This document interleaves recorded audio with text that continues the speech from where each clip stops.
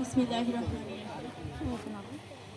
নন্দীগ্রাম উপজেলার ঐতিহ্যবাহী বিদ্যাপীঠ ভাট্রা খান চৌধুরী উচ্চ বিদ্যালয়ের 2026 এসএসসি পরীক্ষার্থীদের বিদায় এবং দোয়া মাহফিল অনুষ্ঠানে উপস্থিত রয়েছেন সম্মানিত সভাপতি, উপস্থিত রয়েছেন সম্মানিত শিক্ষকবৃন্দ এবং আরও গণ্যমান্য ব্যক্তিবর্গ। আমার সামনে উপস্থিত আমার ছোট ভাই বোনেরা, সবার প্রতি রইল আমার আন্তরিক শুভেচ্ছা ও সালাম। আসসালামু আলাইকুম। বিদায়, আজ আমাদের বিদায়।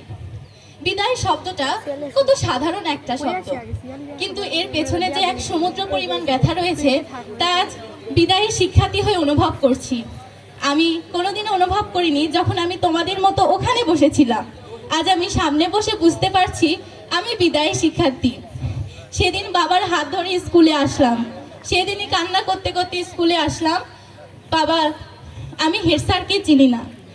কুদ্দুস স্যারকে বললাম, স্যার হেড স্যার কোনটা? স্যার বললো, ওই যে দেখা যাচ্ছে উনি হলেন হেড স্যার। তো স্যার সেদিন পাঞ্জাবি পরেছিল, সেদিন চিনলাম, কিন্তু পরের দিন এসে আর হেড স্যারকে চিনতে পারছি না। কেন? তিনি সেদিন শার্ট পরে আসছেন। কি তখন আমরা কত ছোট ছিলাম যে একদিন দেখে পরের দিন ভুলে যেতাম। তাদেরকে কত অচেনা ছিল, সহপাঠীরা ছিল কত অচেনা। আজ যখন সবাই প্রিয় হয়ে গেছে, আজ যখন সবাই আমাদের প্রাণের হয়ে গেছে, তখন আজকে ছেড়ে যেতে হচ্ছে সবাইকে। আজ আমি বিদায়ী শিক্ষার্থী, বিদায় সম্মুখে ভাষণ দিতে এসেছি।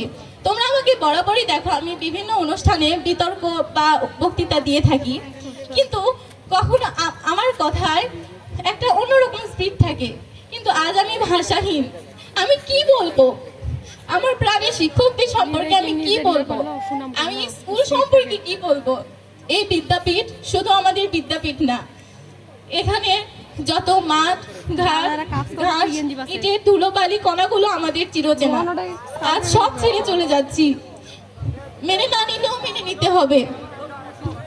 আর কাল থেকে আমি বলতে পারবো না আমি ভাট্রা খান চৌধুরী উচ্চ বিদ্যালয়ে পড়াশোনা করি, বলতে হবে আমি ভাট্রা খান চৌধুরী উচ্চ বিদ্যালয়ে পড়ালেখা করতাম।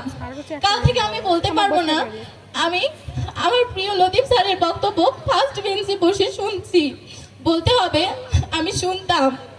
আর আমি পারবো না আমার বন্ধুদেরকে নিয়ে, বান্ধবীদের নিয়ে প্রচন্ড রোদের ভেতর অ্যাসেম্বলিতে পিটি করতে, সবাইকে ঠেলাঠেলি করে সামনে দিয়ে পেছনের লাইনে দাঁড়াতে। আর পারবো না জাতীয় সঙ্গীত না গিয়ে শুধু মুখে নাড়ানাড়ি করতে। আর পারবো না 2 নং পিটিতে ওঠা বসা বন্ধ করে শুধু বসে থাকা। স্যার, আপনাদের অনেক মিস করব, আপনাদের কথা আমার সারা জীবন মনে থাকবে।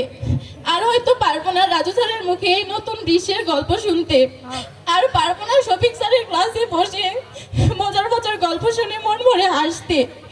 আর হয়তো পারবো না কুদ্দুস স্যারের সেই মনোযোগী ক্লাসে বসে থাকতে। আর পারবো না হারুন স্যারের সেই মার খেতে, যা না খেলে পড়াই হতো না। খুব মিস করবো স্যার আপনার মারকে।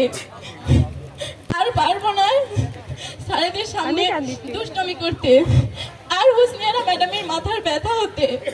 আর পারবো না আমাদের কে শেখাবে আসমা ম্যাডামের মতো, আমাদের কে শেখাবে সাহস, আমাদের কে বলে দেবে অন্যায়ের বিরুদ্ধে প্রতিবাদ করতে, আমাদের শামসুন নাহার ম্যাডামের মতো কে টাইটানিকের মতো স্বপ্ন দেখাবে, কে আমাদের আপন করে নেবে। আকরাম স্যারের বাঁশির শব্দ না শুনলে তো আমরা জড়ই হতাম না, কমন রুমে লোক বসে থাকতাম পিটি করবো না বলে। স্যারের বকুনি না শুনে কখনো নিচে আসেনি। স্যার, আপনাকে অনেক মিস করবো স্যার। নিরঞ্জন স্যার, নয়ন স্যারের সেই উপদেশমূলক বাক্যগুলো হয়তো আর শোনা হবে না।